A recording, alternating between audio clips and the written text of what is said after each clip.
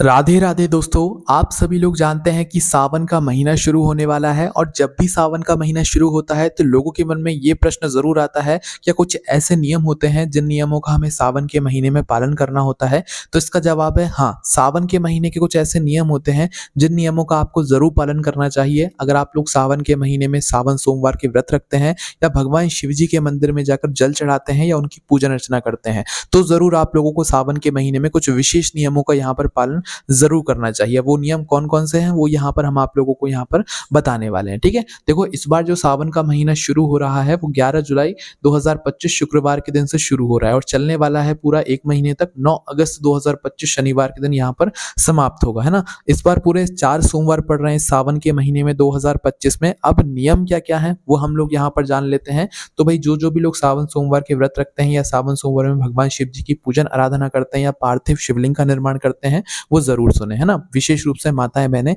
जरूर सुने। देखो दोस्तों, सावन के महीने में कहा जाता है कि अगर आप शिव जी के मंदिर जाकर शिव जी पर जल चढ़ाते हैं तो वो जल आप लोगों का जो होना चाहिए वो आपके घर के रसोई घर का होना चाहिए। और सावन के महीने में जो जल चढ़ाया जाता है वो 1 लोटा नहीं बल्कि 2 लोटा जल चढ़ाया जाता है। सावन के महीने में 2 लोटा जल चढ़ाने का विशेष महत्व माना जाता है, क्योंकि सावन का ही वो है महीना होता है जिस महीने में भगवान शिव जी को हम बहुत आसानी से और बहुत जल्दी प्रसन्न कर सकते हैं। जो 1 लोटा जल आप अपने घर से भरकर लेकर जाते हैं उसी में से मतलब 1 लोटा और या एक कोई और पात्र आपको ले लेना होता है। लोटा नहीं भी है एक और तो कोई कटोरी ले लो या कोई भी एक पात्र ले लो। करना क्या रहता है, 2 पात्रों में आपको जल लेना रहता है, 1 लोटा और एक के ऊपर एक आप लोगों को वह लोटे रख लेने होते हैं। और अगर कोई कटोरी वगैरह ली हुई है, लोटा वगैरह नहीं है, तो वह एक लोटे के ऊपर आप अपनी कटोरी जल से भरी हुई या जो भी पात्र आपने लिया हुआ है वह पात्र रखकर आप सीधा 2 पात्रों का जल एक के ऊपर एक रखकर शिव जी के मंदिर पहुंचकर शिव जी पर इस जल को कैसे चढ़ा सकते हैं। अपने दोनों हाथ की हथेलियों में एक एक पात्र आपको पकड़ना है, जो भी आप जिस भी पात्र में आप जल लेकर गए हुए हैं,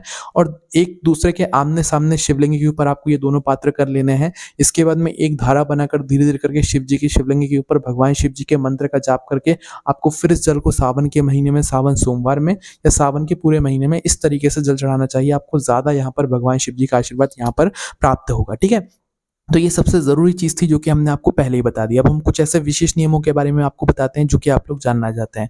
बहुत सारे लोगों के मन में ये प्रश्न रहता है कि सावन के महीने में हम लोग लहसुन प्याज वगैरह खा सकते हैं। तो देखो, वैसे तो सावन के महीने में आपको पूर्ण रूप से सात्विक भोजन करना चाहिए, पर अगर आप लोगों के साथ ऐसा हो सकता है, मतलब अगर आप ऐसा नियंत्रण कर सकते हो कि अगर आप लोग लहसुन प्याज ना खाओ सावन के महीने में, तो वो बहुत ज़्यादा अच्छा है। बाकी अगर ऐसा नहीं हो सकता है, क्योंकि घर में तो भाई बहुत लोग होते हैं और एक लोग के लिए कोई इतना ज़्यादा मतलब लहसुन प्याज अलग निकाल कर तो कोई रखेगा नहीं, अलग से कोई सब्जी बनाएगा नहीं, तो भाई लहसुन प्याज खाकर भी आप लोग जो है मतलब सावन के महीने में नियमों का पालन कर सकते हो। पर नियम तो यही है कि लहसुन प्याज भी आपको छोड़ देना चाहिए सावन के महीने में, अगर आप भगवान शिव जी की भक्ति यहाँ पर करते हो। बाकी मजबूरी है, नहीं छोड़ सकते तो कोई दिक्कत परेशानी नहीं है। बस लहसुन प्याज मतलब जैसे रात्रि में आप भोजन करें तो सुबह सुबह अच्छे से अपना मुंह साफ करके शुद्धता का ध्यान रख के स्नान वगैरह करके ही आप लोग मंदिर में शिव जी पर जल चढ़ाने के लिए चले जाया करो। कोई दिक्कत परेशानी यहाँ पर बात नहीं है। ठीक है, इसके बाद में सावन के महीने में जितना हो सके ना आप लोग जो है मतलब एक बेलपत्र अगर हो सके तो शिव जी के मंदिर में शिवलिंग पर जरूर चढ़ा कर आया करो, है ना। चाहे तो अगर आपकी खुद की बेलपत्र है तो खुद की लेकर जाओ, नहीं है तो शिव जी के ही मंदिर में जाकर शिवलिंग पर जो पहले से बेलपत्र चढ़ी हुई हैं उन्हीं बेलपत्रों में से कोई एक बेलपत्र उठाकर उसको धोकर वापस से शिव जी पर चढ़ा लिया करो। ठीक है, ये एक नियम बना लो आप लोग कि सावन के महीने में हमें एक बेलपत्र प्रतिदिन या सावन के सोमवार जब जब पड़ेगा सोमवार उस दिन शिव जी पर बेलपत्र हम जरूर चढ़ाएंगे। सिर्फ इतना सा नियम अगर आप लोग बना लेते हो ना तो बहुत कुछ आपके साथ अपने आप ही अच्छा होना यहाँ पर शुरू हो जाएगा। ठीक है, इसके बाद में दोस्तों सावन के महीने में एक नियम और आप लोग बना लो अगर हो सके तो, वो नियम ये है कि आप लोग 108 कोई भी ऐसी सामग्री चुन लो जो शिव जी पर चढ़ती हो, जैसे कि चावल के दाने शिव जी पर चढ़ते हैं, सफेद फूल शिव जी पर चढ़ते हैं, गुलाब की पंखुड़ियां या गुलाब के फूल शिव जी पर चढ़ते हैं, कोई भी ऐसी चीज जो कि शिव जी पर चढ़ती है। और सावन के सोमवार के दिन आप ऐसा नियम बना लो कि सावन के महीने में जितने भी सोमवार पड़ेंगे उन सोमवार पर हम 108 कोई भी सामग्री शिव जी पर चढ़ाएंगे अपनी मनोकामना पूर्ति के लिए, भगवान शिव जी को प्रसन्न करने के लिए। सावन महीने के सावन सोमवार के दिन जो भी सामग्री 108 आप लोग चढ़ा रहे हैं ना उसका फल बहुत ही बड़ा मिलता है, भगवान उससे बहुत जल्दी यहाँ पर प्रसन्न भी होते हैं, है ना।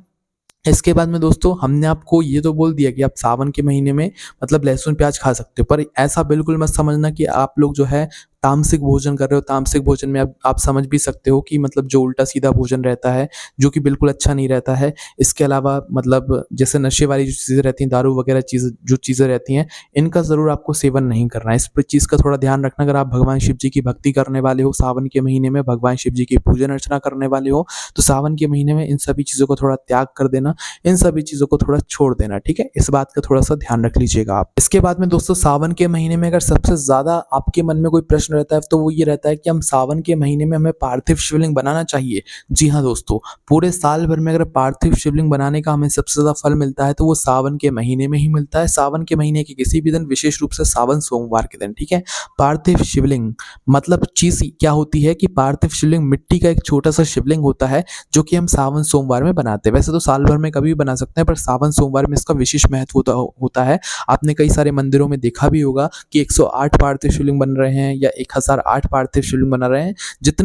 जिसका जितना संकल्प रहता है, उतने यहाँ पर वो पार्थिव शिवलिंग बना सकता है। आप चाहो तो मंदिर में बैठकर भी पार्थिव शिवलिंग बना सकते हो, आप चाहो तो अपने घर पर रहकर भी पार्थिव शिवलिंग बना सकते हो, ठीक है? तो सावन के महीने में या सावन सोमवार पे जब भी आप लोग पार्थिव शिवलिंग बना रहे हो, तो आपको सिर्फ थोड़ी-सी मिट्टी लेनी है, भले अपने घर की मिट्टी, गमले की मिट्टी ले सकते हो, कोई दिक्कत परेशानी नहीं है।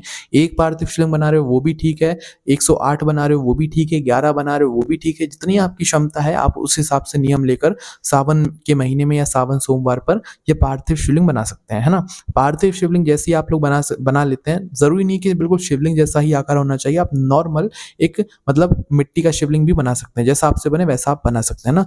पार्थिव शिवलिंग बनाकर उसकी आपको पूजन अर्चना यहाँ पर करनी रहती है। पूजन अर्चना करके आपको पार्थिव शिवलिंग का यहाँ पर विसर्जन करना रहता है, ठीक है? विसर्जन करना ही रहता है। देखो, सावन के महीने में आप सुबह पार्थिव शिवलिंग का निर्माण करके शाम होने से पहले आप विसर्जन कर देना। ये नियम है जो कि हमने आपको यहाँ पर बता दिया है। रात भर के लिए जो है पार्थिव शिवलिंग बनाकर नहीं रखा जाता है। इसका सुबह बनाया आप लोगों ने, भले दोपहर में भी बनाया, तो शाम होने से पहले विसर्जन कर दिया जाता है पूजन करने के बाद में, है ना? विसर्जन करने के लिए कुछ नहीं, अलग से शुद्ध जल लेकर आप उसके अंदर जो है मतलब पार्थिव शिवलिंग को डाल सकते हैं, या पार्थिव शिवलिंग के ऊपर थोड़ा-सा जल डालकर उनका विसर्जन एक तरीके से मन और भाव से कर सकते हैं। इसके अलावा सावन सोमवार के जितने भी लोग व्रत रहते हैं, भई सावन सोमवार के व्रत आप जैसे भी रखते हैं वैसे रख सकते हैं, पर सावन सोमवार के व्रत में आप सुबह के समय फलाहार वगैरह कर सकते हैं, फल वगैरह खा सकते हैं, और शाम के समय या रात्रि के समय आप जो भी एक टाइम भोजन करते हैं वो कर सकते हैं, ठीक है? बाकी आप लोग जैसा भी सावन सोमवार के व्रत रखते हैं, आप वैसे रख सकते हैं। जो भी सावन के महीने से जुड़े हुए नियम थे वो हमने आपको यहाँ पर बता दिए हैं।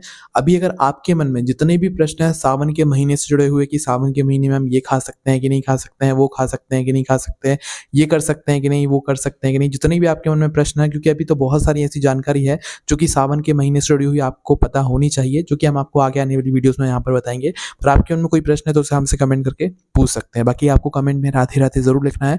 आप सभी लोगों को वापस से राधे-राधे।